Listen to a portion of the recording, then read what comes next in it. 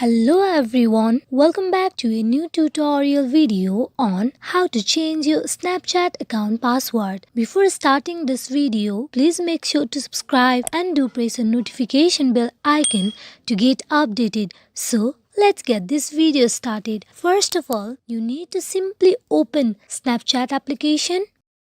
Tap on Login. First, you need to get logged into your account by providing your username or email address. Also, you can use your phone number and password. So, go for it. Tap on Log In. After you get logged into your account, you tap on Profile icon on top left corner. On the top right, you can see Settings option. Tap on it. Under Settings, you can see option of Password. Tap on Password. First, you need to provide your current password. Tap on Continue.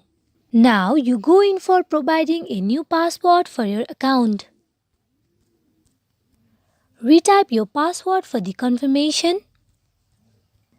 Tap on Save. Your password has been changed. Hope this video is fruitful for you all on how you can change your Snapchat account password. Thank you.